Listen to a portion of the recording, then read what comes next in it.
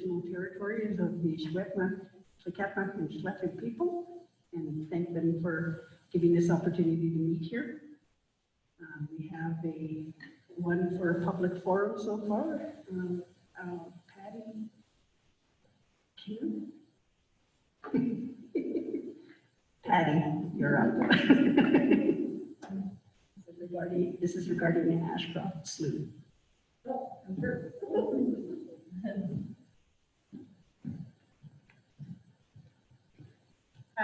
So I just wanted to come and speak and just give a little bit of information about the Ashcroft Slough. I know it's a hot topic. Lots of people are talking about it. And I think that there's one side that's not being presented out there to everybody. So I just want to present some of the facts, just to make sure that you have them, whatever side you choose. I mean, we're trying not to have sides, but there's a bit of a line being drawn. But just as long as you have the facts. So Ashcroft Terminal was purchased about 20 years ago from the Landucci family, and ownership has changed a little bit, but essentially the facts are the same, is that it is private property, and the crossing that was used on our private property was also an illegal crossing. It's not legal, it never was legal. So they would trespass, get to the crossing, and then they would trespass over the crossing to get down to the slough.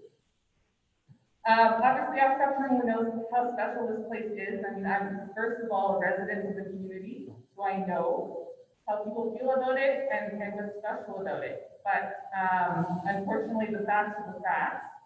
Ashcroft Terminal has come together. We tried to find something that was viable, and we couldn't find anything. We created a community working group, not because we had to, but because we were recognizing how important this was. And we weren't able to come up with anything there either, because the facts are, CN has said publicly, and in fact last night at the council meeting they joined, that they said they are not willing to look at putting in a legal crossing in this area. They are regulated by a federal regulator, Transport Canada, and it does not fit their framework to have a legal crossing in Ashcroft Terminal area or outside our area. So it's basically a no-go. Beyond that, it also is private property on the other side of the crossing. So as we're growing now, it's very important that we keep people safe, that our areas are protected. And so it's really unfortunate that some of the information out there hasn't been correct and accurate. So I just wanted to bring you guys a little bit up to speed on what's going on. We are in the middle of a huge project, which is one of the reasons why we put up the gate. We put a gate up about maybe 6 or 8 months ago, I can't remember exactly, which basically eliminated the ability to trespass on our property because we're putting in a rail yard there. So essentially Evans Road, which continues past that gate, is non-existent. The road's already been excavated, it's gone, it's no longer there. And so we put that gate up to protect people and to say, hey, here's the start of our property, please respect it. I mean, people will continue to do what they do, but we really are encouraging that they respect that that's trespassing and also respect the railway and their law. That's what it is. Okay, thank you. We'll be discussing this later on the agenda. So first up is item number 4, approval of the agenda. Recommended motion is that the agenda be adopted as presented. Can I have a mover, please? Nancy, second. Aura. Any additions or deletions? See none. All those in favor? That motion is carried. Approval of the consent agenda. Recommendation that the consent agenda be approved as presented. Can I have a mover, please? Larry, second. Vicky, any comments or questions? See none. All those in favor? That motion is carried. Business statement of financial information. This is for monitoring, and there's a recommended motion that the Board of Education approve the 2019-20 Statement of financial information, Sophie is presented. Can I have a mover, please? Nancy, second. Carmen. Discussion, we have Linda.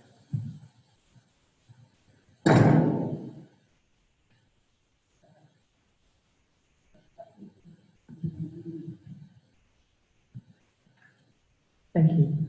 So the statement of financial information is attached to your agenda on pages 11 to 25. It is a requirement by the Ministry or by the government that the Financial Information Act requires this report to be provided to the Ministry of Education by December 31st.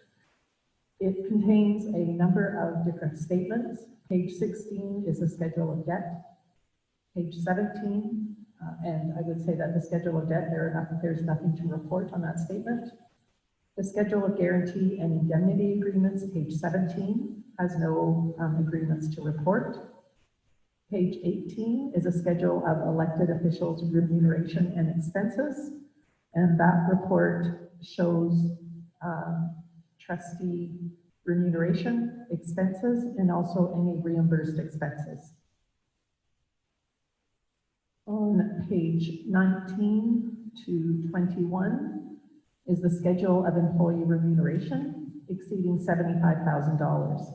So this report, the first 2 pages, shows employees that are receiving over $75,000 for the period July 1, 2019 to June 30th, 2020. It also shows expenses paid on behalf of the employee by the board. And it also shows reimbursed expenses for total expenses showing on the 4th column. Employees that are paid under $75,000 are accumulated in a total on the bottom of page 20. So you can see total remuneration paid to employees where the amount was $75,000 or less, shows total remuneration of $6.9 million. Page 22 is a statement of severance agreement, and you can see on that statement it does state that there was one severance agreement covering a 12-month period for a non-unionized employee. On Schedule 5, pages 23 to 24, shows the payment of goods and services, and the list of suppliers is detailed where there are expenses paid over $25,000. And those suppliers are shown on pages 23 and 24 for a total of $14.7 million. And these suppliers paid $25,000 or less, again, are accumulated in one amount, and that shows an amount of $2.1 million in expenses. Page 25 is a reconciliation of the scheduled payments as compared to the financial statements. So the board is required to approve the statement of financial information, and it is then submitted to the ministry along with your financial statements. Questions? We have Nancy. I'm just curious, on page 24, under the suppliers, I'm just wondering, we paid $81,000 to SD73. That is the salary and expenses, your share of the director of facilities position. Right, thank you. Vicki? Had a couple of questions. Pacific Blue Cross is mentioned twice in the supplier. I was just wondering why they were in there twice. Likely just a vendor number. So one vendor number for Pacific Blue Cross, for example, $295,000 may be for a particular employee group. And then the $34,000 showing underneath is probably a separate employee group. But they would be the same vendor, just different payments. And then I guess this is more of a comment. I understand that lots of these services we don't have option to have local. I did notice that we are supporting local, and certainly like Lillooet Bilo, that's great, we're supporting local. But I did notice Costco hit the list at $25,000, and just maybe that's not an option to buy those things anywhere else, but just wanted to remind anybody who's making the decisions that whatever we can to support our local, and I think even more now than ever, if there's any way that we can really be thinking about supporting local, that's great. Thank you. Any other comments or questions? Seeing none, all those in favor? That motion is carried. We're on to 6.2, the action plans for learning, and this is monitoring and action. The board will review the 2020-21 action plans for learning, and the recommended motion is that the Board of Education approve the 2020-21 action plans for learning. Can I have a mover, please? Vicky and Aura, and discussion. We have a presentation. Superintendent Downs. Thank you very much. So each school's action plan for learning is attached to the agenda starting on page 26.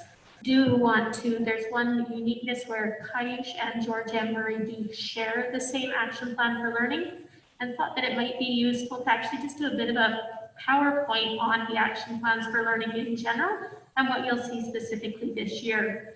So as per the School Act, in each school year, the board is required to approve a school plan. And so that's what you have before you this month. And in Gold Trail, the school plan is referred to as an action plan for learning.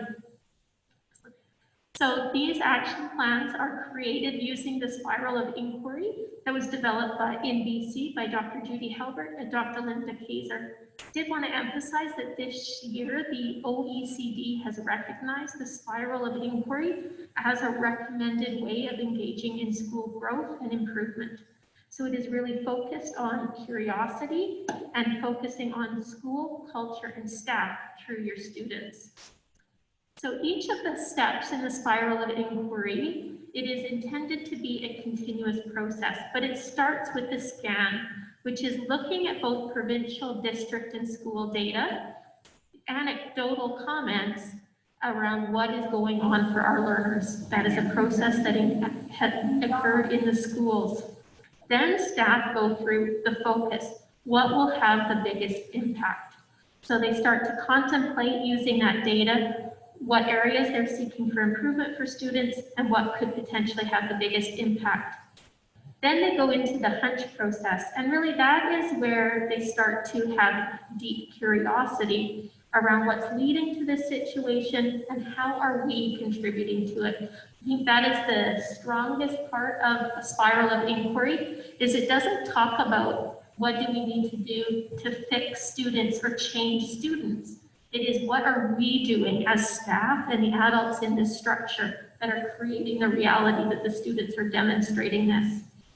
And so then it's about, as staff, what do we need to learn and how are we going to learn? So in the 5-year plan, those stay consistent. That work has occurred. What is different in each year in the report that you'll receive is the take action. So what specifically will they do this year to engage in that work? And then how will they know that they've made a difference by reviewing the data?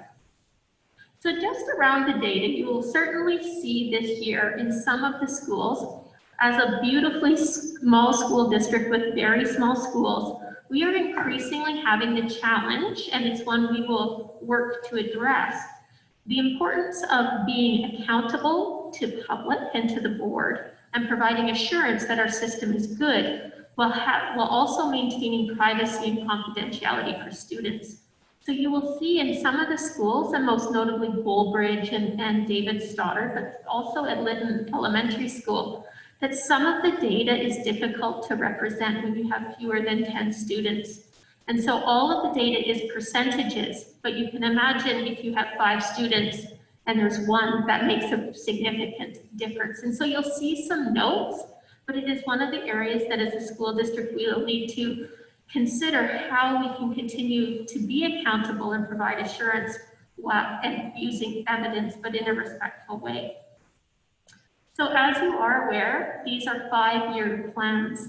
Year 1 was in the 18-19 school year, and that is where the schools engaged in the spiral of inquiry to start. They established their inquiry and their baseline evidence that would be used to reflect on their growth, improvement, and ways they needed to adapt. And then, of course, they did their year one work. Last year was the second year. This year is the third.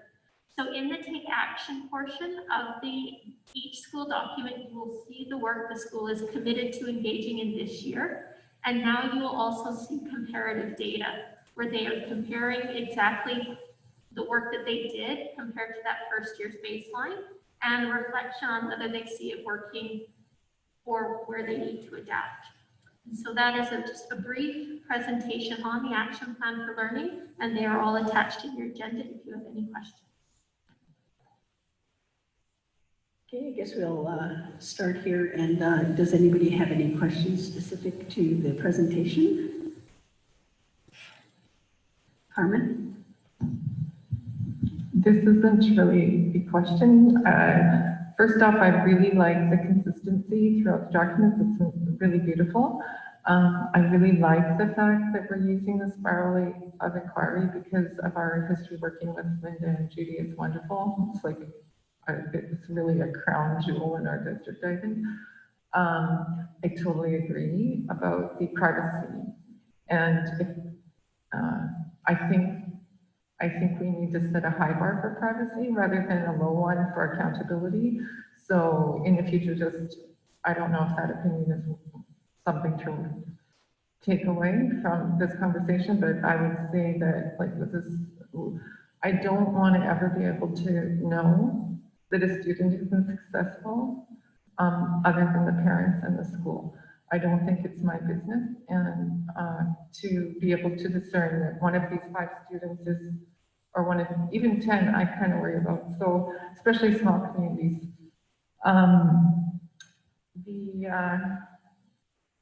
Just comments about Cache Creek Elementary.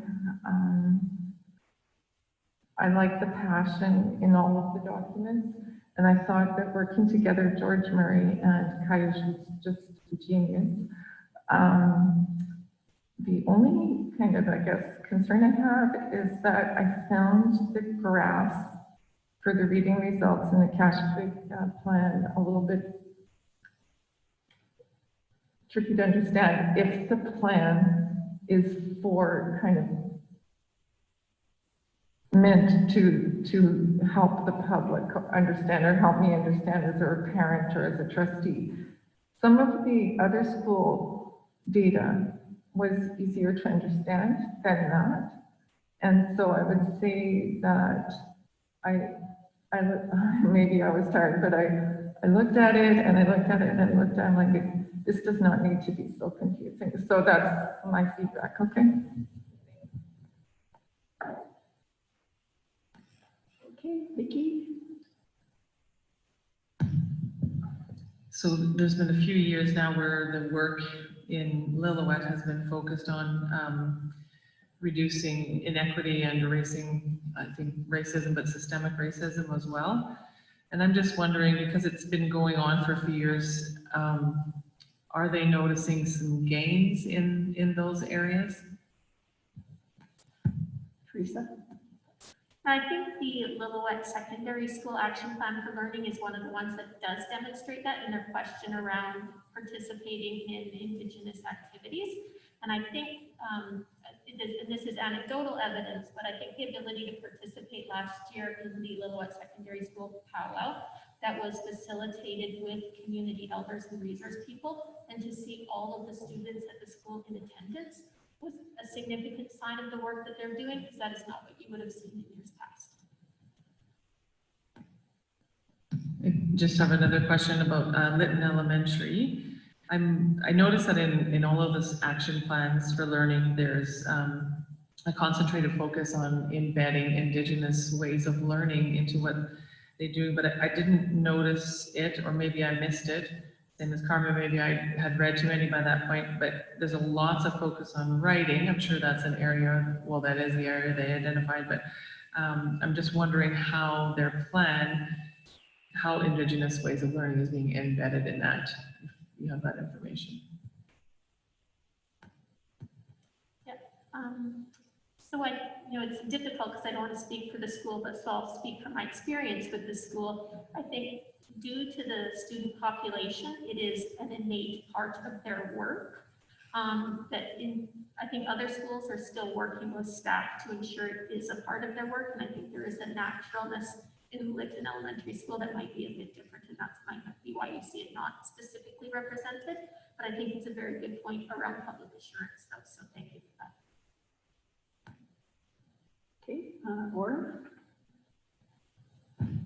Just a couple of thoughts. One thing that I'm appreciating is now having been a trustee for more than 1 year, or even 2, it's interesting and informative to see where these have been and where they're going and how they're moving along. And I always appreciate evidence-based documentation, so I really like I understand the need for privacy, I agree, but I think, yeah, it is important to have those numbers as well. Okay, Donna?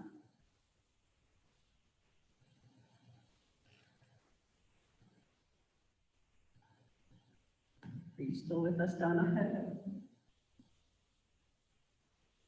It's not me. Larry? Yeah, I was just very impressed by the depth of the spiral, the very topics that the schools bring forward. Very profound, very in depth, and I thought, well, that really speaks well to the instruction and your openness in today's society of looking at those questions. So it's really impressive. Thanks. Thank you, Larry. Nancy? Thank you. I was very impressed with all of them. They're all the same, but they're all different. And it really, you get the passion for each school out of each one of these. I have one question. No, I've already actually just answered it myself. I would just like to say that on page 82 of Cummings, Action Plan for Learning, I love the image, visible thinking routines. And I even printed it out for a copy for myself because it really, I really like the way they've outlined this. I think it's excellent. So, and I'm quite happy with all of them. Thank you. Other than the typo in David's daughter. Okay. Okay, thank you. Donna, are you back with us? Yeah, I'm here. Okay, do you have any comments on yours? Or any of them, actually?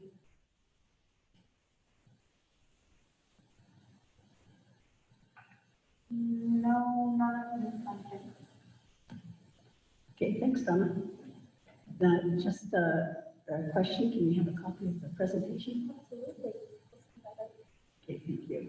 And just a note that in the Lillooet area, they do contact us as education coordinators around any of the documents that they do. So we all get to have some feedback in this. So really appreciate that, and you can see it in when they are writing their action plans.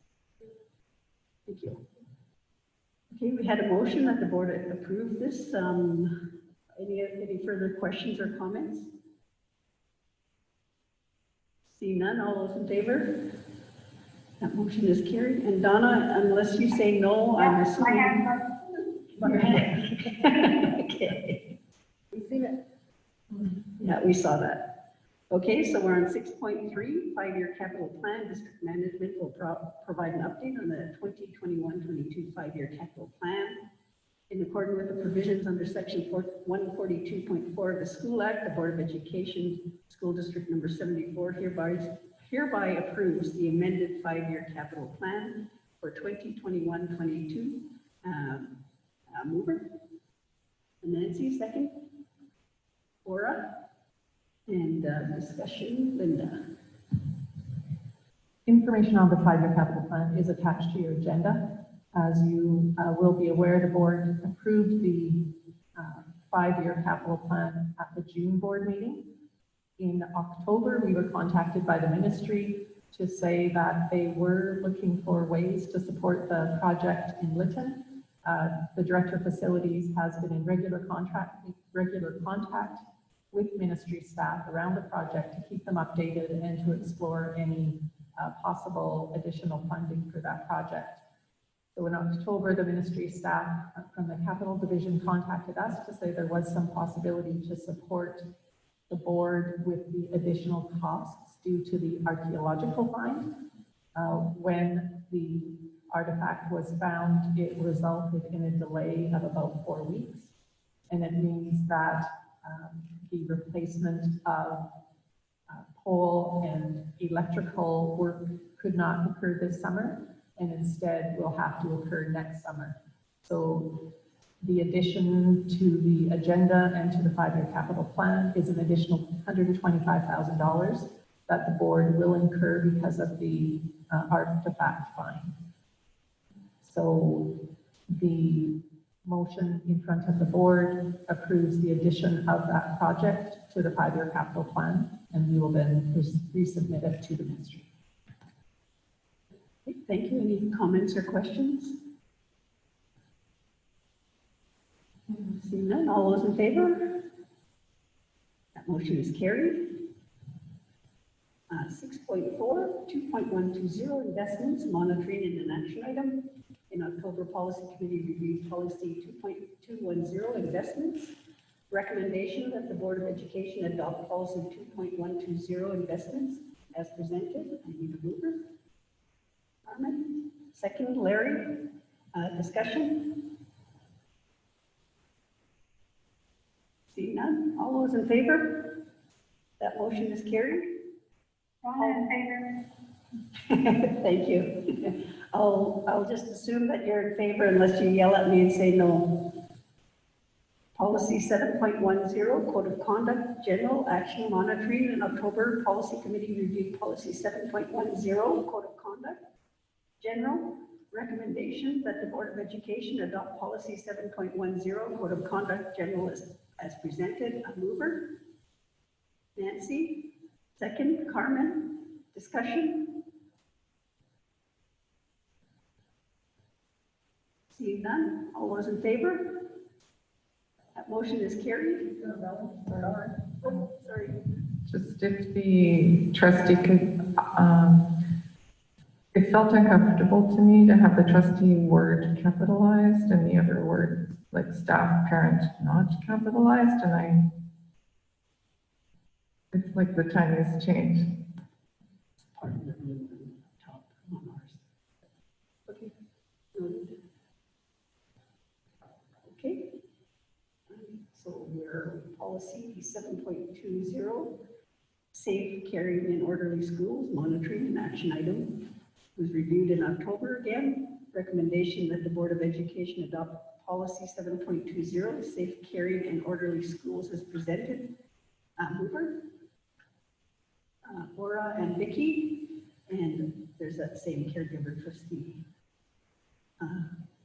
from Carmen's comment earlier. Trustees capitalized. On that one, no. Oh, sorry. I was on the wrong one. I didn't click it. Okay. Any comments or questions on this one? Seeing and hearing none, all those in favor? That motion is carried. So we have a request from the Ashcroft Slough Society. In October, Gloria Mertens of the Ashcroft Slough Society provided a presentation to the board.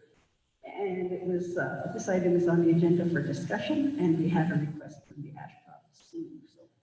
So not quite sure. We were asking for a letter of support.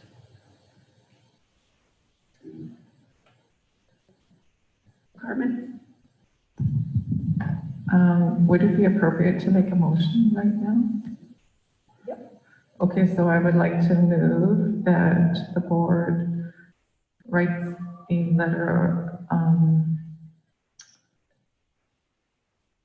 of support that the parties are continue to work on a solution so that students and community have access to the slough. a seconder for the motion? Cora? Discussion open, please. Carmen?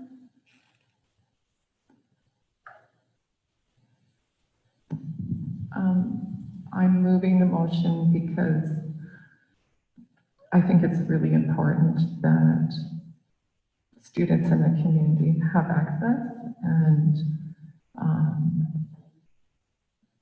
it sounds like there's still some conversations that need to occur.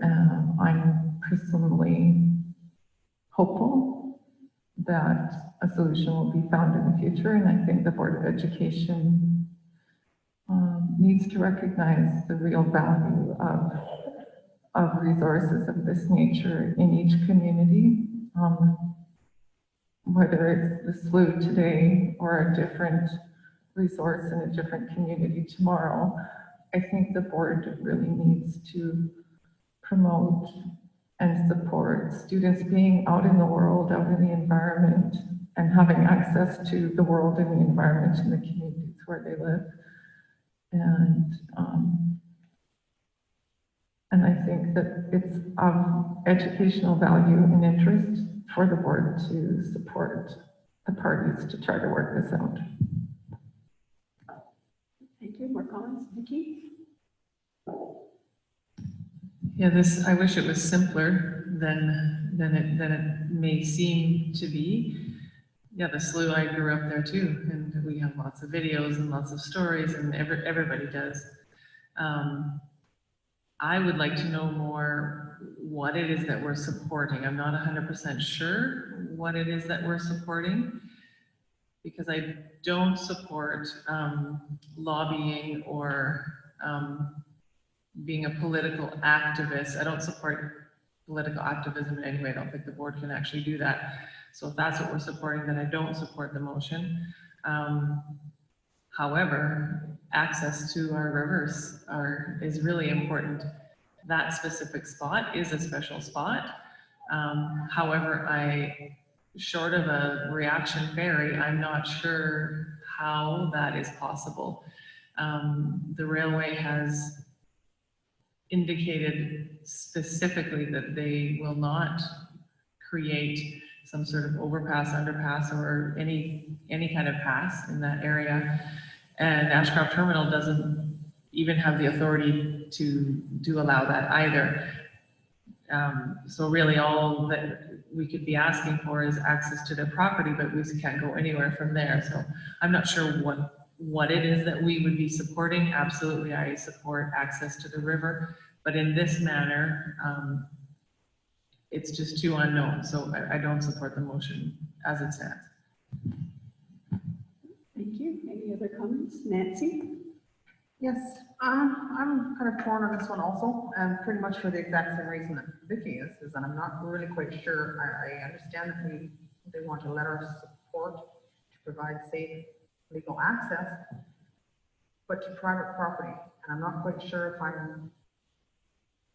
where my head sits on that. I definitely would like to see the river and the SLU being open to all and to have aspects. I too, as a teenager, was there a fair bit, but it was not for the same intended purposes.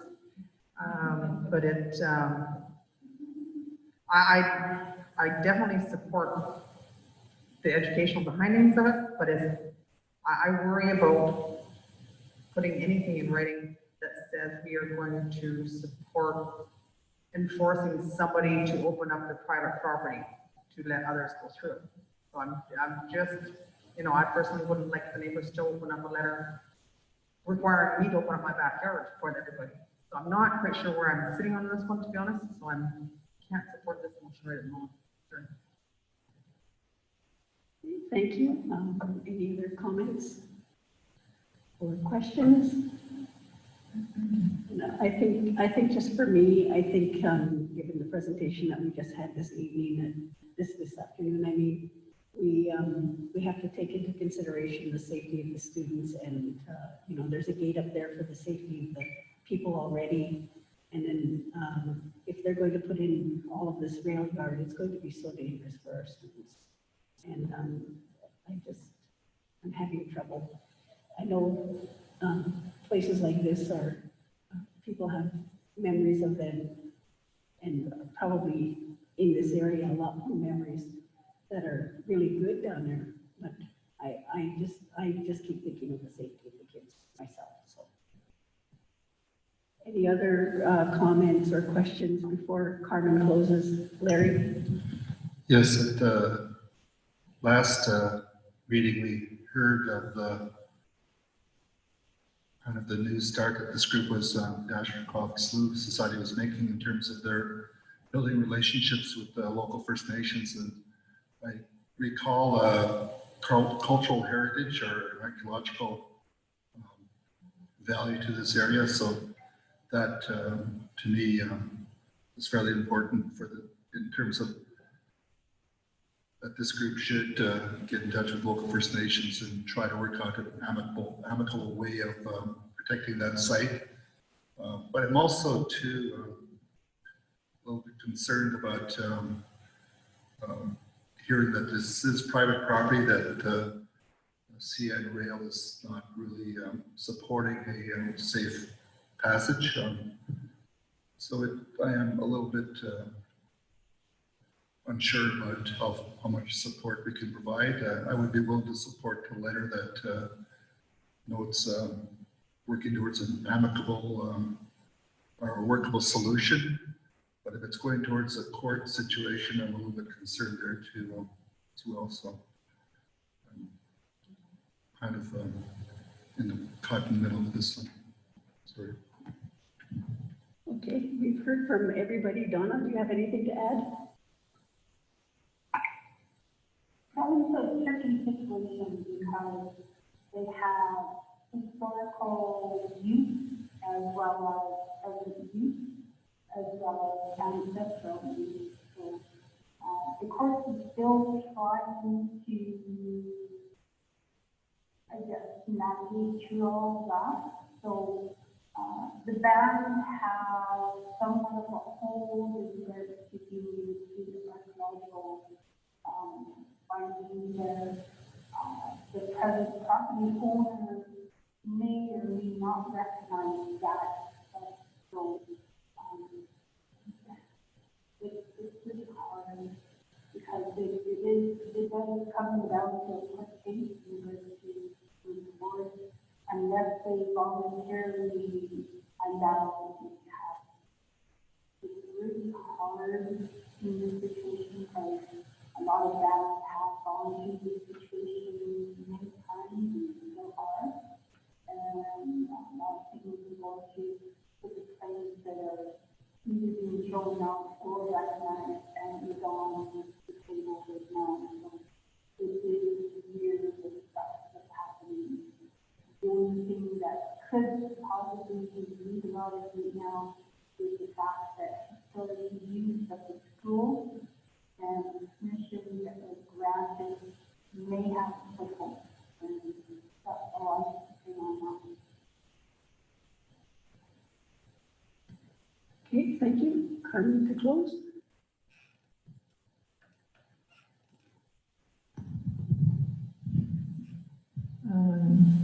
Just having heard some of the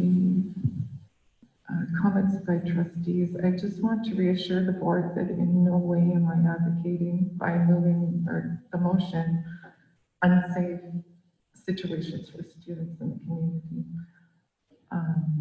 That is the top of our priority list as a board is student safety. So I just want to put that kind of out there.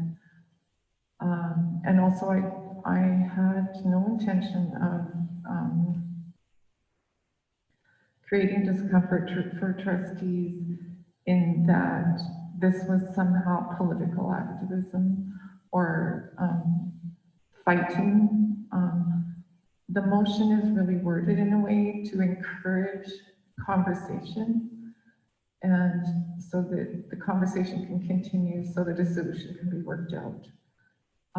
Many of the parks and municipalities in British Columbia and across Canada have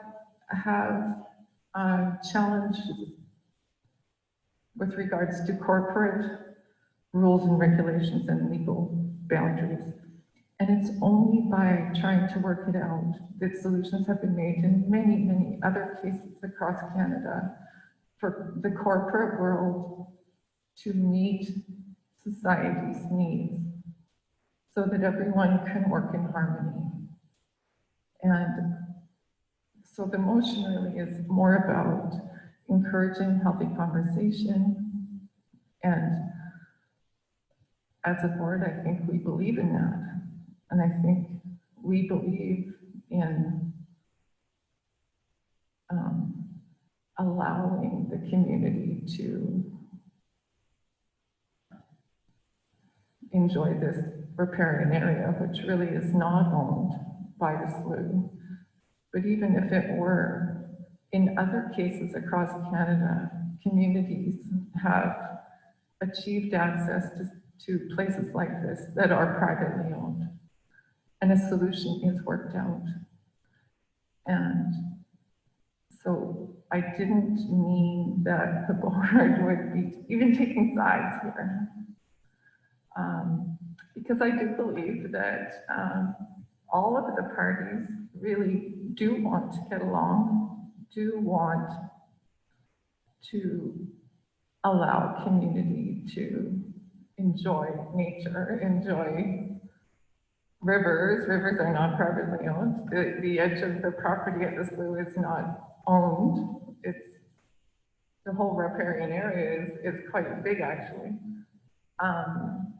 But I do think that we as a board do believe in, whenever possible, solutions being worked out by parties in the community. And I think that sometimes it helps to, as a board, say something in a situation like this rather than being afraid to say something. And what we are saying is that the parties continue to work on a solution. And I don't think there's any trustee here that thinks that the solution that could be worked out would be a bad one if students and communities still had access to this slough. So maybe the word amicable could be put in front of solution, as Larry stated.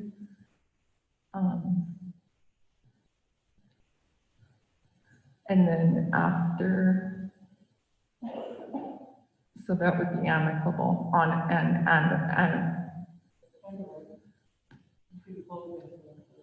I'm making an amendment. I'm proposing an amendment. And then, so that the students, the community, and First Nations communities have access to this one.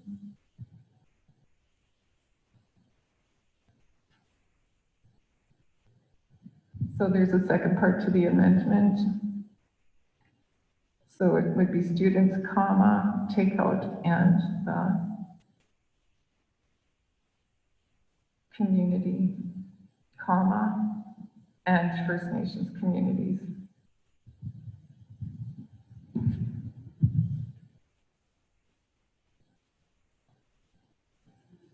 So First Nations communities.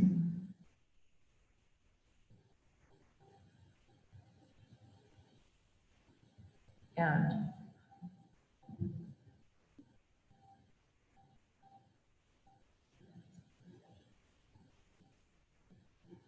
thanks, that looks good.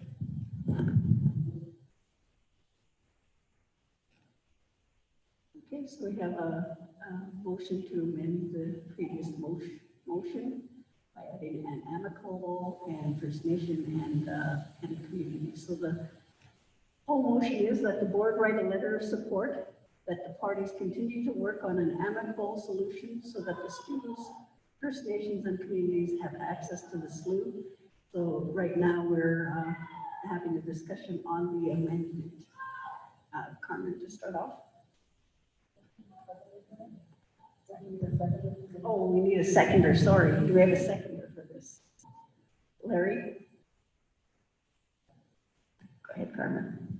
I really don't have anything more to say other than to encourage trustees to please support the motion, because I do think it's really important for our students. Okay, thank you. Any other comments? Vicki? I know I'm the Ashcroft trustee, and I was the one that everybody got mad at when we talked about school naming too, but I have done my homework on this one, and I both parties are fabulous, and I support many parts on both sides of this. If we're talking about sides, so I just want to clear up a few things. There has been lots of community consultation. Many of the members of the SLU Society were involved in that consultation. Ashcroft Terminal did numerous public information. They put together a committee. There's been lots of amicable discussions that have happened. The disappointing part for the SLU Society is that the solution and the conversations did not result in access to the SLU. That's been a dead stop. And that is where the society was launched from. So where do you go from then? I think the amicable part has happened, and the parties involved, both the railway and Ashcroft Terminal, has said that we cannot make it happen. And so that's their position on that. Is there some other creative solution to accessing the SLU? I'm for supporting that.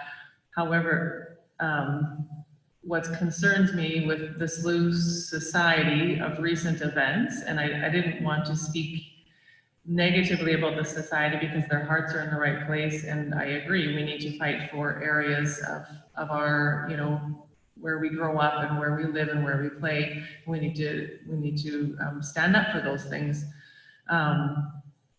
However, what I'm seeing is, like a planned protest, which the snow kind of wrecked yesterday. Some other things in social media that to me look more like activism, and not to say that that's wrong either. That's often the way things happen. As a public elected board, however, and of a nonprofit government organization, I think we need to be careful in supporting a group that is taking this route, and legal action has been mentioned, at least anecdotally to me and the other members. And so I'm concerned about providing a letter of support where there is the option of legal action. And so again, I still cannot support this motion. Okay, thank you. Other comments? Nancy? I totally understand that, and I also understand this with Larry and Carmen both speaking to the amicable solution part. I worry more about, yes, we can send a letter, but that will not bring the CN or the Ashcroft Terminal to the table. So I'm not quite sure, just because we asked them to. I'm just curious though as to whether, Vicki, I understand that you were at the village council meeting last night, and I know that it was on their agenda, so I'm just wondering if there was anything discussed at that meeting. It was, the SLU Society asked for granted aid, which the motion fell, it wasn't seconded. The same concerns that I just gave were given at the meeting. And actually a big presentation from Ashcroft Terminal occurred with their head of communications for Ashcroft Terminal, as well as CN came in, and yeah, it's a no. Thank you. Thank you. You're finished. Okay, any further comments or questions before Carmen closes on the amendment?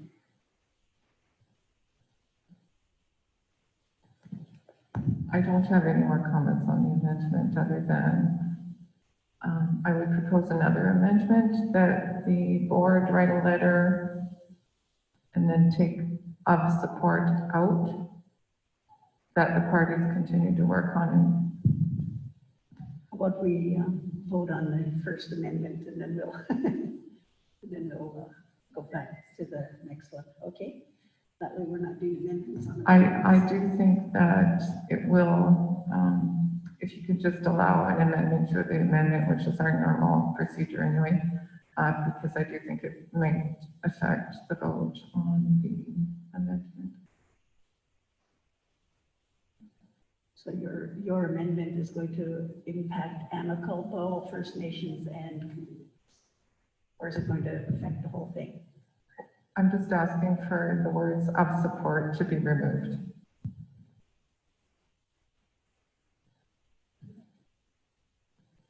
Okay. We have a motion on the floor. Do we have a seconder? Nancy? Discussion? Go ahead, Carmen. Just on support. Of support. The reason I'm asking for of support to be supported in the removing of the words of support is because this preserves clearly the neutrality of our board regarding taking positions one side or the other, and actually not living in the community and not being like directly involved, let's say going to council meetings, etc. I feel a little bit removed, and sometimes when there kind of becomes, as Patty mentioned, kind of a line drawn in like one side or the other side, that's when solutions really probably are difficult, but that really, I don't think it's too late to send a letter saying, please continue to work on an amicable solution. I mean, our board isn't one of the parties. We're a neutral body. We still maintain neutrality here with this, but yet we don't give up on the opportunity for students. We're not prejudging, and we're not determining that the process is over. Okay, thank you. Any other comments or questions on taking out the words of support? Seeing none, all those in favor of taking out of support? That motion is carried. On to the amendment. Any further comments or questions on that? No. So where the amendment is adding "and amicable" and First Nations and communities, not community.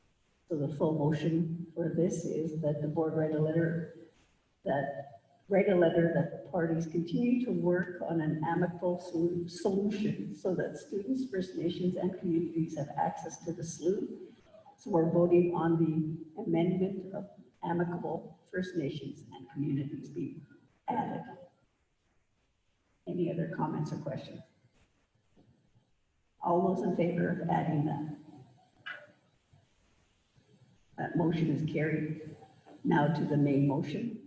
This is the whole motion, that the board write a letter, that the parties continue to work on an amicable solution so that the students, First Nations, and communities have access to the SLU. And Nancy.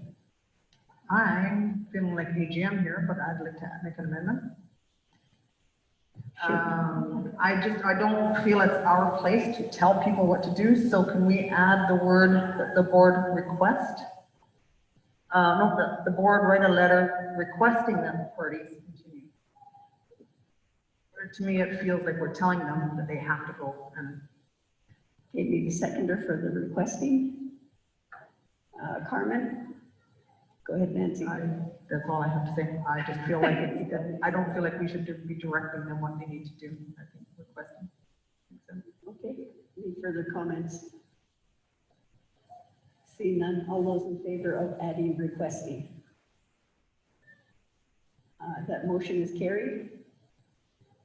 So the full motion now, you'll probably know this off by heart by the end of this, Donna, that the board write a letter requesting that the parties continue to work on an amicable solution so that students, First Nations, and communities have access to the SLU.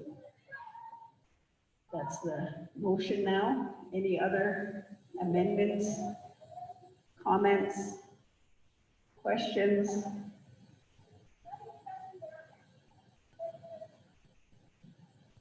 Seeing none, all those in favor? That motion is carried. Can you record my negative? Okay, recording, one negative. Okay. We're on that for so long, my computer shut down here. Where are we? 1 second.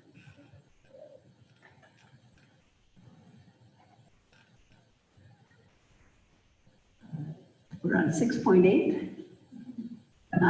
Invitation from the Village of Cache Creek. The board will discuss the invitation received from the Village of Cache Creek regarding cannabis legislation. We'll discuss. Well, I try to get my computer back up here. Carmen? I'll start this one. So at this point, I believe I'm the representative that's going to go to the meeting on the 12th. And it's going to occur on the 12th, which is in 2 days.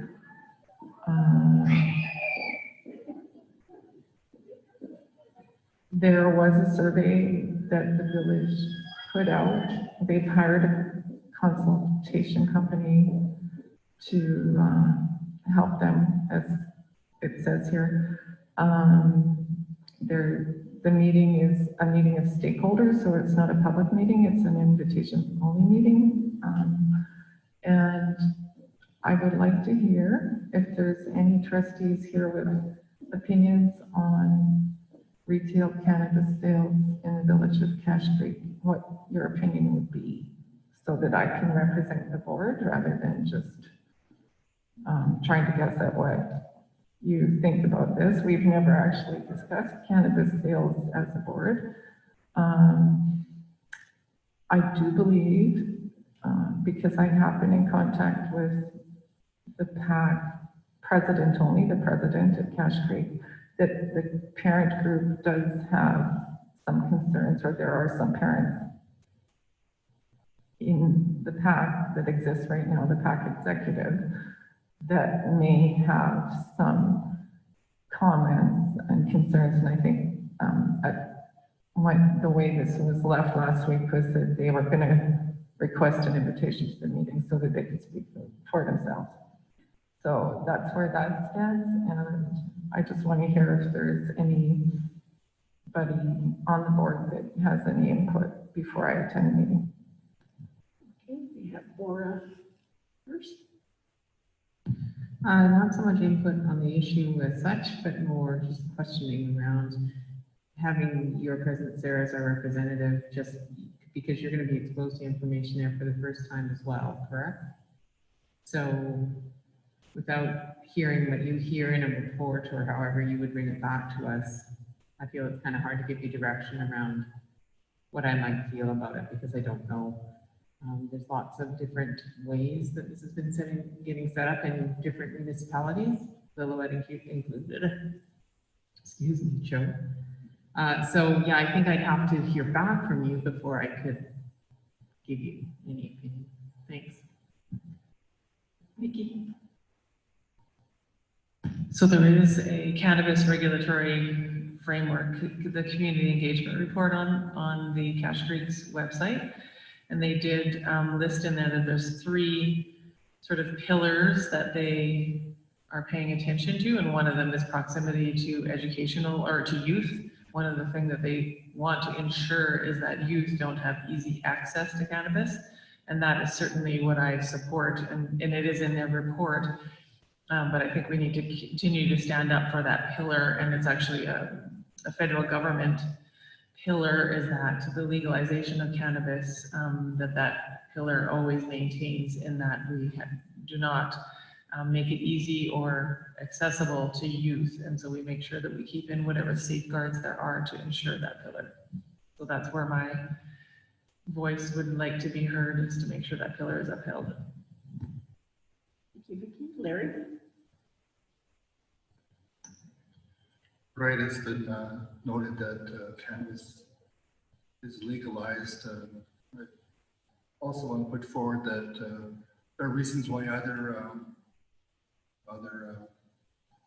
drugs that potentially can have addiction, be addictive of nature, why the public health authorities are asking that those also be decriminalized. And it's really to remove the stigmatism of persons taking, using those narcotics or drugs for various reasons. And you've seen the commercials where it could be your friend, a doctor, it could be a lawyer, anyone who has addictions needs help and needs to be recognized. So my, I guess my point is that there are benefits to cannabis and hemp products, and not to forget about that when you, I guess, move forward at this meeting that are medicinal remedies, and it's going towards stigmatizing the use of that, use of those, I guess, products for helping elders, etc. Then it's likely a positive thing. Nancy?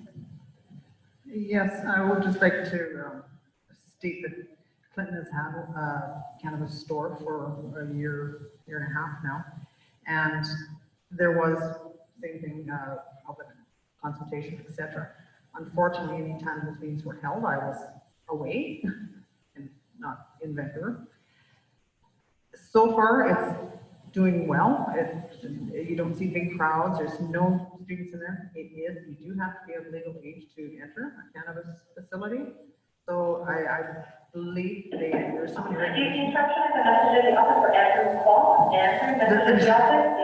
regulations in place to ensure that students and youth are not getting easy access to it. So it will be really interesting to hear from Carmen as to what their decisions are in and around the conversation as to how it goes. But I think for the most part, I support the legal store, put it that way, depending on the community's needs and requirements. Maybe they don't really want it. So I think it's up to the community. Okay, any other comments or questions? Donna?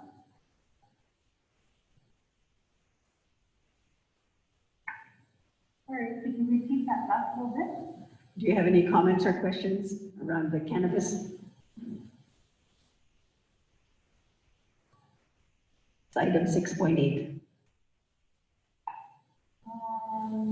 No, I still kind of didn't grasp of it, so I don't have nothing right now. Okay, I'm sure it'll probably come back to our table if it ends up being a governance issue. Carmen will let us know if it still stands as a governance or if it stands as an operational issue that our staff should be attending instead. The only item I had for this was to ensure that the processing and the growing doesn't happen, because quite amazing how many people are actually allergic to the smell of it. Me being one of them. I can actually get migraines from the smell of it if I smell too much of it. And we had, I don't know what happened in Nova, but we had a couple of containers or something downtown that people were growing, and I don't know if that's what it was, but I was getting migraines going downtown a little bit. So just to keep in mind that people's allergies or whatever, or sensitivities to it.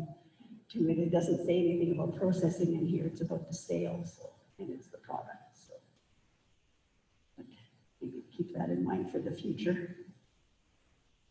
And okay, I don't see any other comments or questions, and we didn't have a motion for this one, so.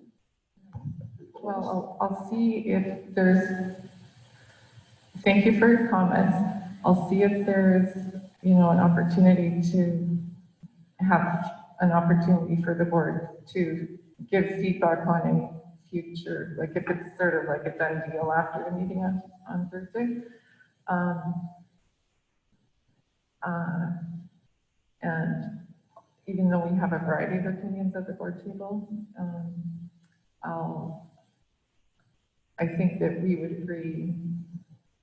Would I be correct in saying that if it were to be absolutely beside the elementary school, would that be a point of discomfort for the, yeah, okay. So I think actually what I would say probably is that, you know, if it's really close to the school, that I'm not sure if the government has guidelines about that. I do think there is a very big problem in youth accessing safe cannabis in Canada, and I think that that is a big, big issue. Because there have been fentanyl deaths connected with cannabis and youth in our region, and it's heartbreaking and it's unnecessary. And unfortunately, it's probably not the youth that would be accessing this safe cannabis if they're cannabis using. And, you know, I really think that's a different issue. So, for now, thanks for your feedback. Thank you. So we'll carry on here. We're on to the election part, 7.1 chair. I turn this over to our secretary treasurer.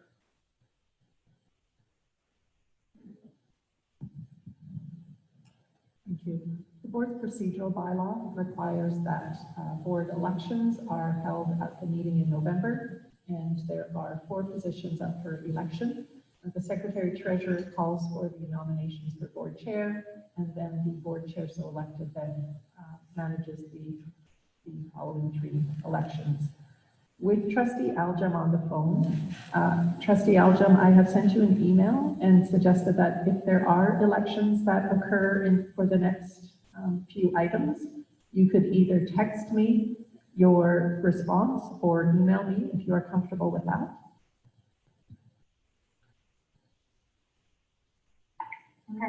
Okay. So I will call for a first time for nominations for the position of board chair. Trustee Casper? Yes, I'd like to nominate Valerie Adrian for chair. Trustee Adrian, do you accept the nomination? Yes, I accept that nomination. I'll call a second time for nominations for the position of board chair. Trustee Renta?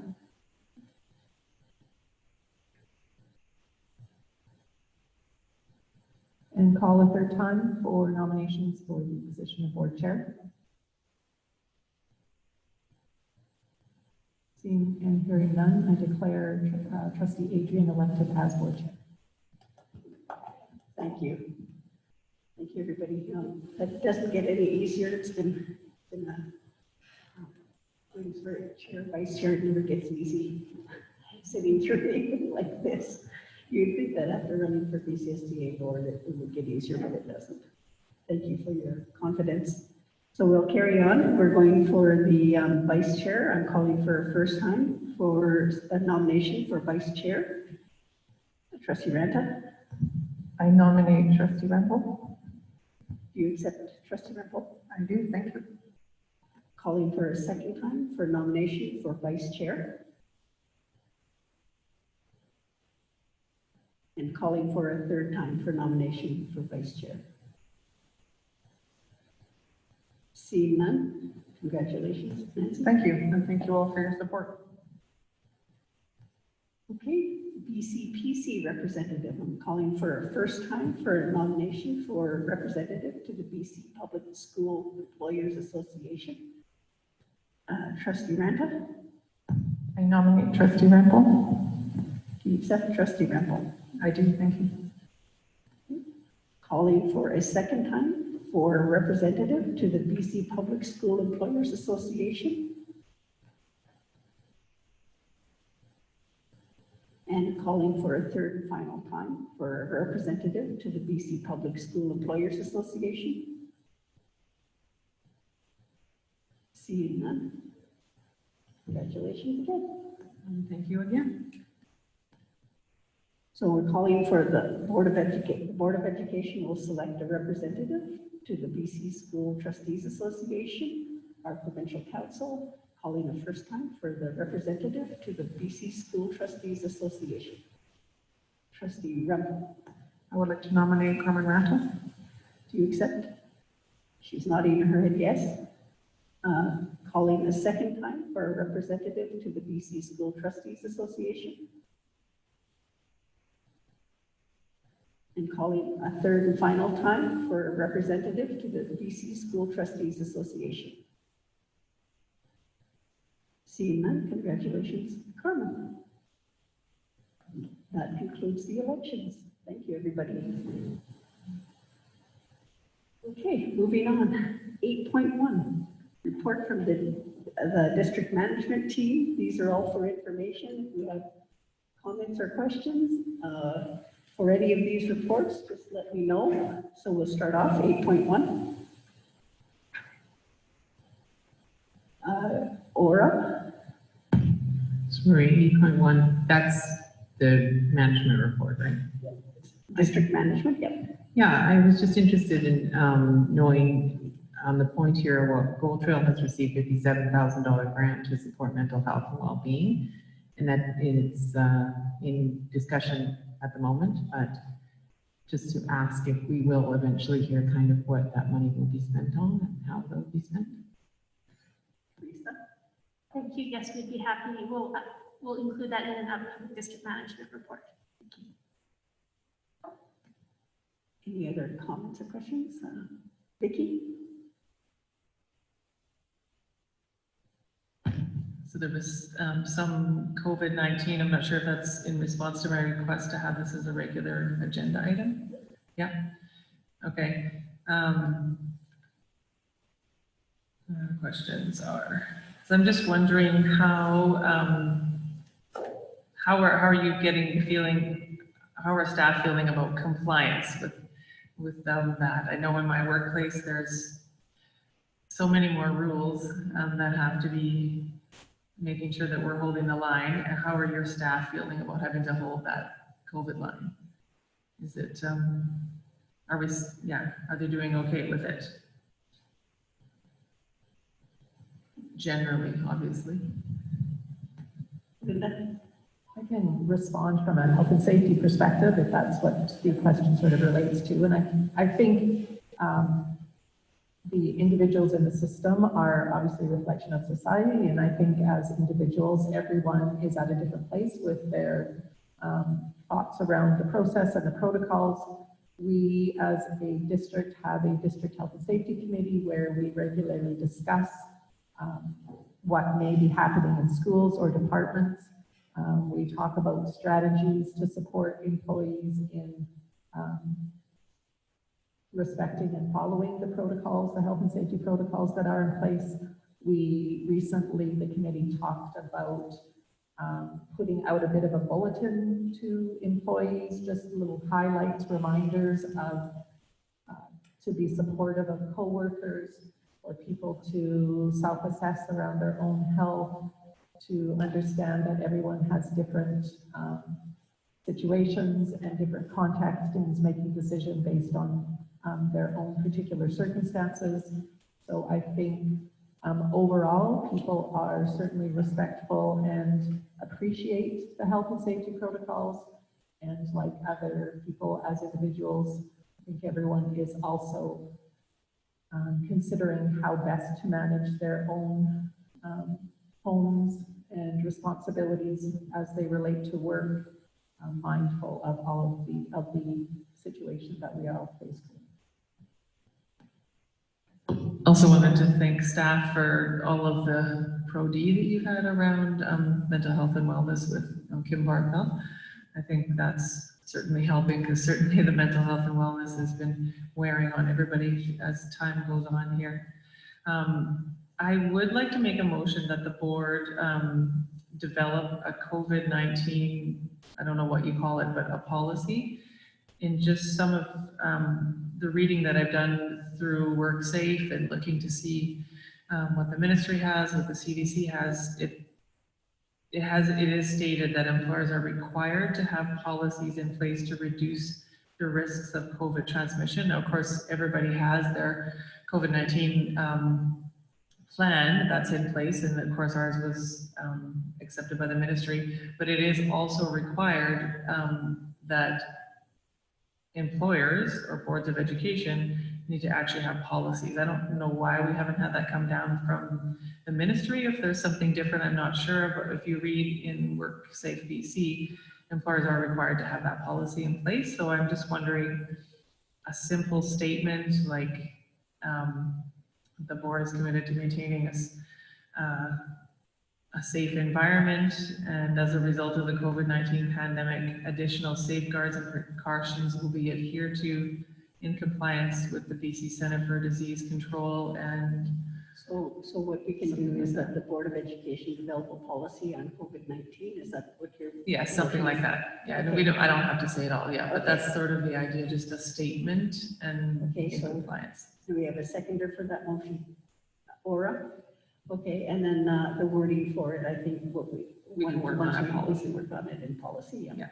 Okay, so there's a motion on the floor that the Board of Education develop a policy on COVID-19, and mover and seconder, and discussion, if you want to open. Vicky? I guess I kind of just said it, but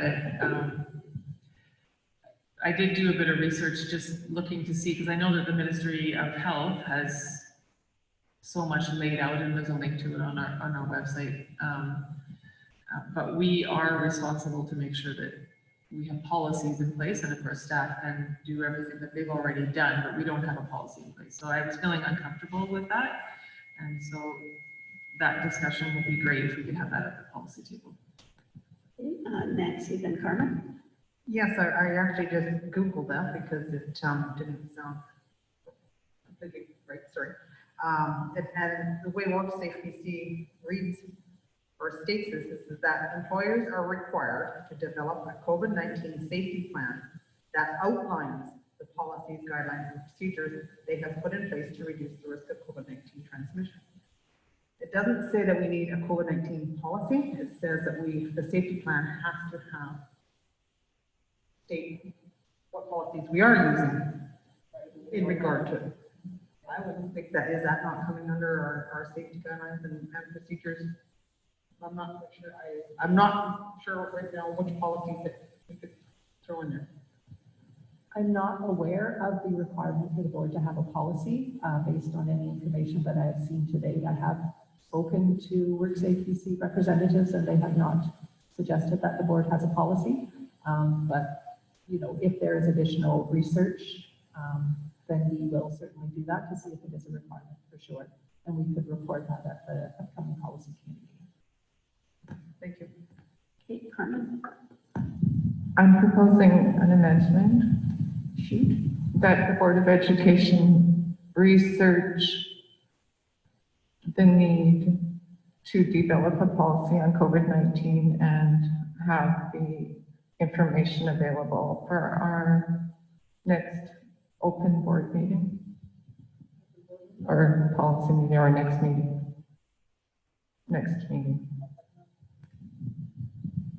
Otherwise, I can't support the motion because it just feels too confusing, actually. We haven't had any information from any source saying that we needed a policy. I have also done research, actually emailed this CDC because I was concerned about the meeting practices in the surrounding communities that seem so varied. For instance, here we're wearing masks, we're socially distanced. That's not the same for other meetings. And for instance, the meeting that I'm going to be going to in a couple of days, public meeting. So there doesn't seem to be clarity on even best practices for meetings. And that's what I was asking. So I think this would be very useful information, and that way I can support the motion. Okay, yeah, Nancy seconds that, and Carmen has already spoken to it. And my comment on it is, it just, you know, it doesn't hurt to have more than what is expected of us either, so. So we're voting on the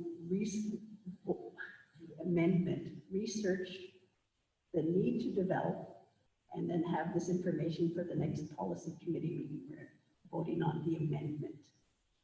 All those in favor of the amendment? That motion carries. back to the main motion, which is that the Board of Education research the need to develop a policy on COVID-19 and have this information for the next policy committee meeting. That's the total motion. Any further discussion? Seeing none, all those in favor? That motion is carried. Thank you. Thank you, Vicki. Carmen? Okay, Vicki. Still, all this COVID stuff. So finally, I wanted to just highlight the importance of communication at any time, obviously. But we seem to be living in a world where communication is to the minute. I mean, how many times in history have we had the Minister of Health speak to us daily, at least on the weekdays, and as well as others too? And I think as a board, we need to step up. And I know that we keep saying we're going to do this communication plan, but I think especially during a time where there's so much uncertainty and so many variations of what's happening, and people get confused, and that also causes people to feel like the confidence goes down. So I think that we need to do a way better job at communicating, and I think we can start in some ways with our website. We've written some good letters recently as a board, just to say this is what's happening, and so I think those should be highlighted on the COVID page of our website, as well as on our Facebook page, and just to make sure that all of those things are out here. I'd also like to suggest that we, I don't think the board has to do it, but maybe district management has a video that seems to get shared a lot more than a letter that somebody writes, just about, I don't know, gaining public confidence in some way. I know that in my workplace, I'll speak to my classes and say, this is what we're doing. Since we had the announcement about fitness, for instance, on Saturday, I've spoken to all of my classes about this or that, and we've added temperature monitoring, and that's just our workplace. But the reason why we communicated so much, and not everybody agrees, some people say it's against their constitutional rights to wear a mask, for instance, but we communicate that, and well, the main reason is for safety, but secondly, it's to gain public confidence. And I think we can do a better job as a board. So both the Facebook page and the website for sure. And then something in addition, I think we need to push out on social media. Everybody's looking there. Thank you, Vicki. Carmen? Actually, take a little bit of a different approach than Vicki's suggestions. I would encourage the board, as a board, to encourage the staff to continue to do the good job that they're doing. I think that the communication link that's most important for caregivers of students and parents of students is the link to the school. And with the amount of information that is constantly changing, and Vicki, I do agree with that, I think it's difficult for us to maintain our governance approach and to try to get into the mix too much as Board of Education. We rely on our staff to have the freedom to implement all these additional rules and protocols, and for the board to suddenly launch kind of a communication campaign around COVID issues or COVID information. It's adding another layer of work that is unnecessary. And I don't think it's the board's job to communicate WordSafe BC or CDC measures. I think that's the job of staff, and I think we need to be really clear on it. I haven't heard anything from my community about difficulty getting information. I think everybody is on information overload. There's certain measures that will occur when school exposures happen in our district that are outside of the board's control or paradigm to communicate. So I really would encourage that to try to become another voice in the swirl of COVID. Is that really a good idea for a Board of Education? We still have meetings. They're being communicated out. I think that what the sense that I get from having attended the PAC meeting recently is that, you know, it was a beautiful thing because the parents were actually, instead of looking at fundraising for the purposes of new equipment or fundraising for the purposes of playgrounds and things, they were actually talking about spending their money on supporting and encouraging the staff in the school. And that is just beautiful. I didn't hear any complaints about COVID communications from that entire meeting. So I just wonder, like, is it about the broad community not having confidence in the schools, or I just really worry about entering that realm when things are going so well. Okay, Vicki? I don't want to go into the specifics of all of the information that comes to me, because I think that maybe those are better as private conversations, but when we don't give the message about what we're doing well, all I hear is the negative, and I hear it daily. Fears, concerns. I can try to reiterate what I know is happening. However, that's not what everybody's hearing. A little bit of negative here, a little bit of worry there. Oh, that school is doing this one isn't doing that. And I think if there's a unified message coming from the district, then it gives the truth of the matter out there, instead of hearing a little bit of this and a little bit of that, because that is swirling and that is what I'm hearing. So I'd like to get the truth and the positive out there. I think it would help to alleviate fears, because there are fears and there are concerns out there, and it is the board's responsibility to communicate those things that are truly happening. So I think it's definitely what we need to have some focus on. Laura? Yeah, I have to echo what Vicki is saying, because I also hear a lot of misinformation and conflicting questions, you know, about how things are going, or why this is done this way and why that isn't done that way, which of course I understand as a governor, that isn't my role. It's to refer to operations. But I think the bigger picture and where this conversation might have started was with communication in general, and I know we're still waiting on our work around a new communication plan. And we have talked about specifics, which again, really aren't our realm, but mere suggestions, I suspect. Facebook, memos, videos, however that happens to roll itself out. But I do think that as in a governance role, it is our job to ensure that the messages are clear and consistent and plentiful, so that everyone does have the right information. I don't think we have to do it ourselves, but I think that is our role. Okay, Larry? My comments are on the student enrollment, and as I understood it, the student population enrollment was balancing out, where we weren't going to be seeing a reduction further, but perhaps COVID-19 has had an impact on our enrollment. But I just want to laud the district management team for not reducing the skill staffing as a result of this, the declining enrollment of 55 or 60 students, and a loss of up to $453,600. So appreciate that decision, and I just want to make a note of that. Thanks. Nancy? Yes, I would like to echo Larry there on that exact same thought, that our schools are quite challenged anyway for having enough staff. So to not reduce is an excellent idea. And I'm actually kind of surprised that we were down that many.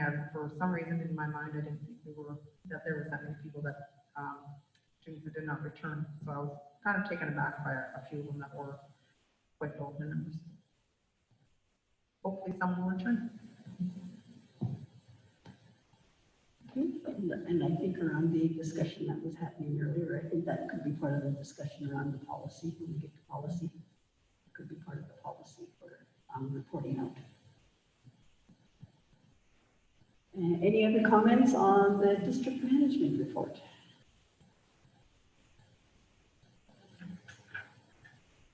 We have information on district enrollment for you. There's somebody see the -55. There for your information, the class size report to the board, 8.4.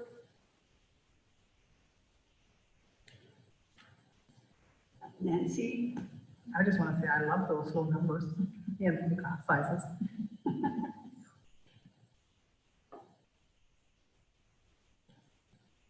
Okay, next, 8.0, that was 8.3, sorry guys.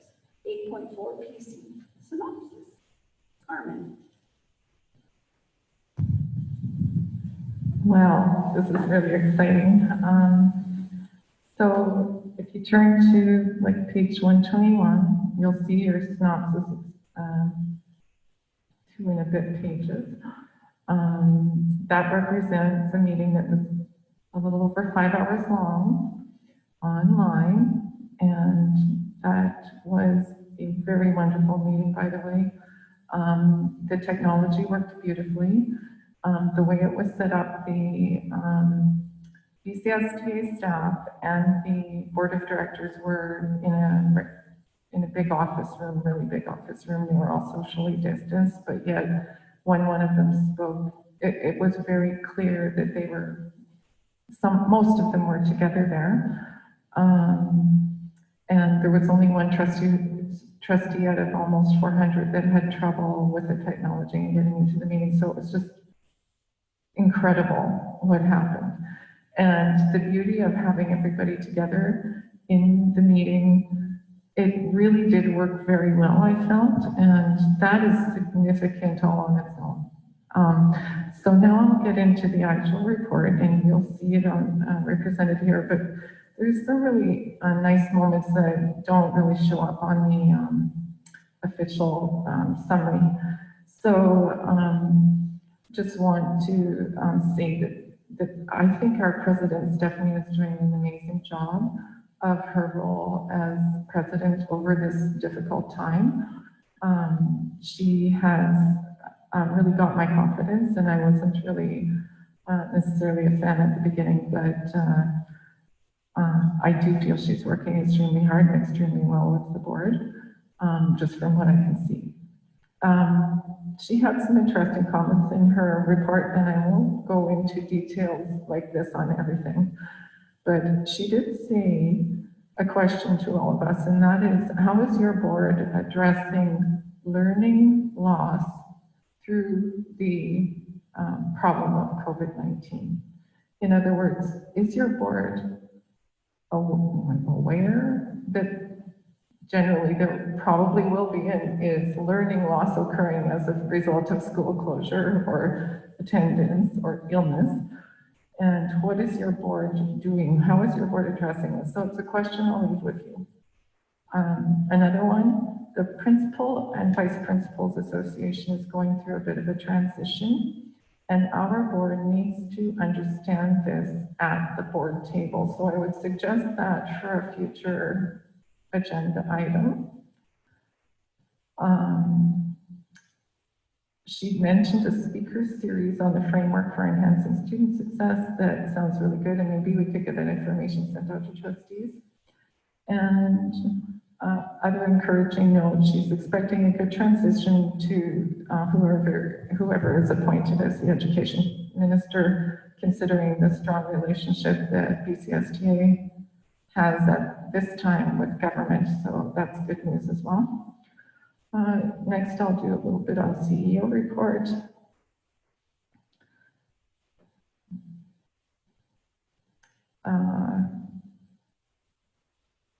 Basically, he kind of just basically kind of reiterated the incredible pace and kind of upside down world that we're living in with COVID-19, and kind of went into a few details on that. the overall provincial situation at the time of the meeting. There had not been very many significant school, or actually almost any school COVID-19 situations. That has changed now.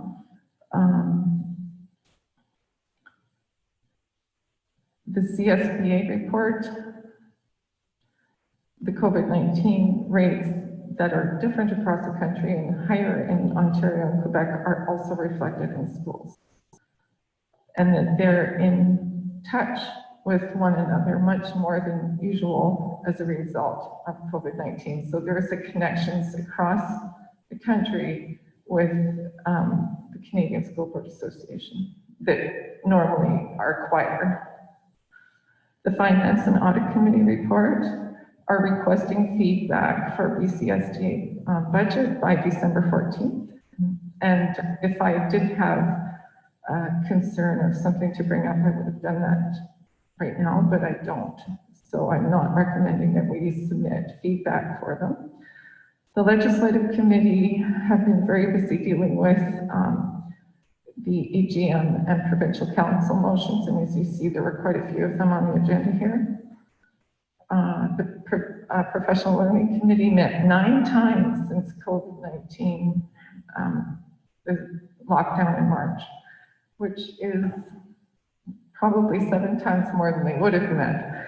So they've been very busy as well. I think most of their work surrounds organizing conferences, so that's quite understandable. Indigenous Education Committee has a survey coming out, and that's an important survey. And is it going out? Nancy, you're on that, right? Do you want to just? Actually, I'm not quite sure when it's going out. I think it's supposed to be going out here soon. We do have another meeting on the 22nd of this month. I believe we're going to be discussing that. Good, okay. Is it going out to boards or to trustees? Both, basically both. It's for all trustees to bring to the table to have the discussion at our board level. Okay. Oh, excellent, okay. Overall, like I said, all the committees are meeting more often. There's an increased workload and many changes and a lot of unknowns. The financial highlights for the BCSTA district services are underspent. That's the money that supports, let's say, BCSTA staff or resource people that they hire for a Board of Education to get supported. Of course, that hasn't been occurring. The impact of COVID-19 on the budget is a $98,000 surplus. That's a little bit lower than it was last time I reported. Member fees, increases to member fees, and it's on a per student basis, so depending on the number of students you have, will be supported again this year by the BCSTA surplus, so that won't come down to boards. And that was the same last year and will likely be the same this year in the budget development for this year. Grant status. Now, BCSTA gets different grants to support different projects. For instance, like the trustee governance, they get grants from different sources. Lots of them are from provincial government. Right now, the altogether is $475,000. That is kind of a deferred surplus or balance, you can say. And just again, a lot of unknowns. That brings us to the motion kind of category of the meeting, and I'll just, because they're all written out here, I won't get into details. I'll just highlight a few. Almost all of them carried. There were some excellent motions. Topics were a wide range because, of course, some of them were from the AGM that didn't happen. On issues like climate, holding BCSTA meetings virtually, anti-Black racism, teacher regulation branch, that kind of thing. There was a failed motion regarding outdoor play spaces related to COVID-19. I think I might have brought that up at the last meeting. That did not pass because of a number of different concerns trustees had. Kind of an interesting, so do you have any questions on any of the motions? Okay, and just to conclude then,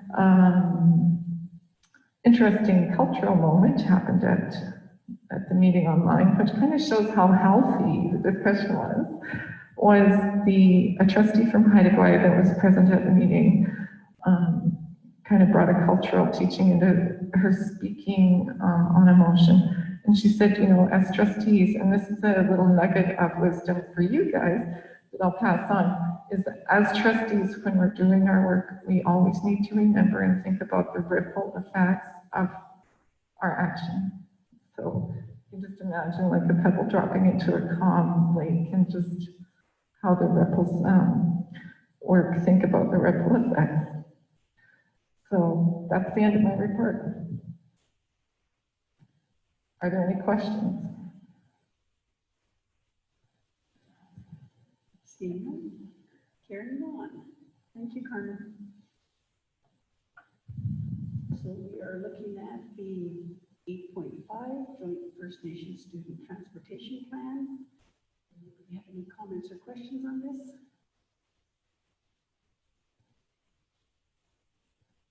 Seeing none. There's a summary there that you can review as well.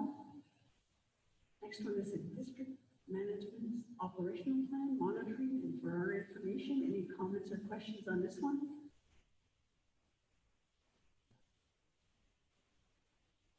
Seeing none, we have the info pack. Nancy? Yes, I don't want to actually comment on this info pack. I just wanted to let trustees know that, because it might also come up as an item at the academy that we're going to get, but Renzo Del Negro will be leaving PCPC as of, I believe, December. It's not in the info pack, but okay. And then we have a congratulations to our very own superintendent, who is now the president or vice president of the BC Superintendents Association.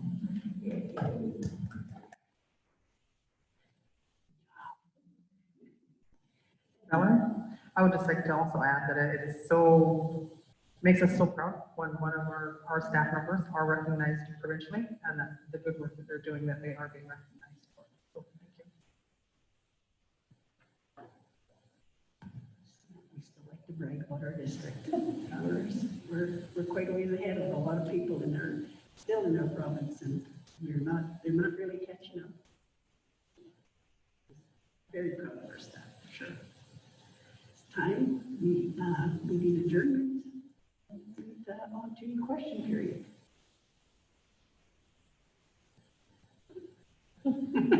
I'll adjourn. You'll adjourn. You have Question? Do you have a question? Okay, can you go to the mic, please?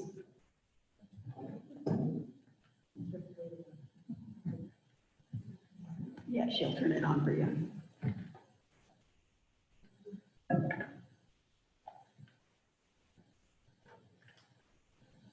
That's a lot of wires.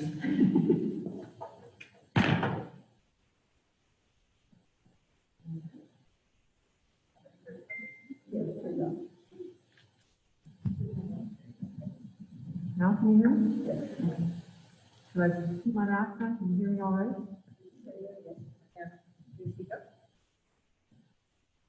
Can I leave my mask on or off? If you can hear me, I'll shout in here.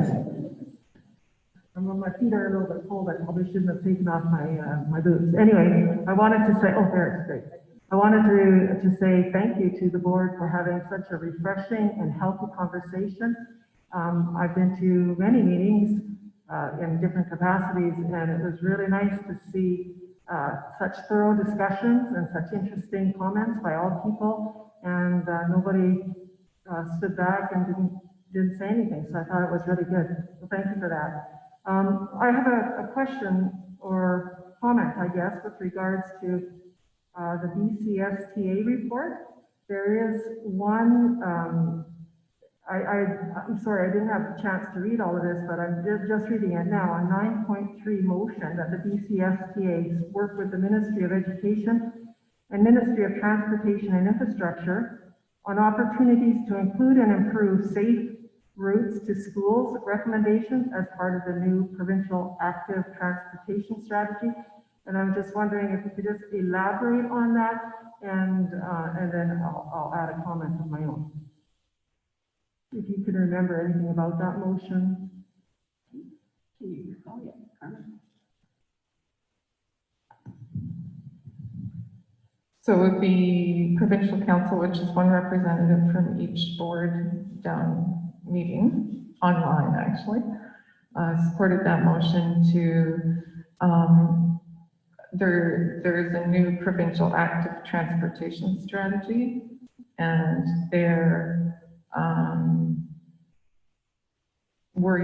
I guess the overarching concern is healthy, like increasing physical activity for students, and utilizing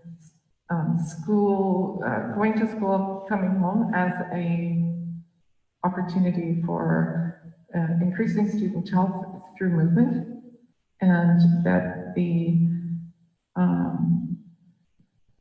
BCSTA work with the Ministry of Education and the Ministry of Transportation and Infrastructure on that together.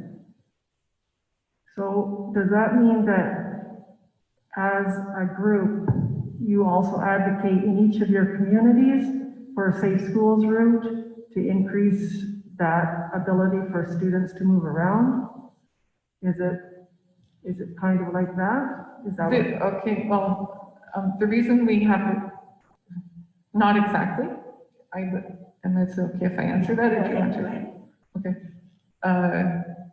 Because this motion passed at the provincial level, doesn't mean that all of a sudden each board in British Columbia is going to actively be participating. It's more of it's a conversation between those parties that are going to develop a plan that may receive funding or some kind of promotion that would then, after that, filter into school districts, and then from that filter into schools, or simply filter into schools. It's an indirect program. There's many of those pushed by, for instance, Interior Health. Smoking cessation isn't necessarily something that the board needs to say, go and do, right? So it's kind of more of a provincial level motion at this time. Well, it's very encouraging, because I really have always advocated for kids to get outside, and that could be as simple as getting them every day to walk a particular route and getting them outside. And so I was really happy to see that. And I'm just wondering, is there any initiatives in the working actions for learning plans? Is that right? I got it wrong. Actions for learning or plans? I'm sorry. So you know what I'm talking about, in any of the schools, in order to get kids outside, in order to get kids to enjoy this wonderful world that we have, making connections by being outside. We can say everything, we can say it's beautiful, and we can look at pictures, but is there any initiatives, or are there any initiatives in schools or active encouragement to get kids outside on a daily basis, besides recess and lunch and those things, but through the education process in the classroom? Okay, so that's an operational question. We'll let Teresa answer that. So the district and school leaders believe strongly in just what you described, the importance of students learning on the land, from the land, with the land. But I do want to be honest and transparent that this year, COVID has restricted that considerably. And so certainly we want to see students in the schoolyards, but at this time, excursions off school property are not being approved. And I'd like to just clarify, field trips and excursions are one thing, and I think that's great, but I think that kids need to get outside, not necessarily on an excursion format. And I think that if you encourage people to think about that, like just getting outside, because I've just got a little granddaughter, she's 11 months old, and she hates the cold because she can't move quite properly, but she will love it eventually if her mom keeps on dressing her up and taking her outside and just enjoying the fact that it's cold outside, yes, and we know that there's all different kinds of weather conditions, but get outside and enjoy the physical beauty of this world. Thank you. Okay, thank you for your comments.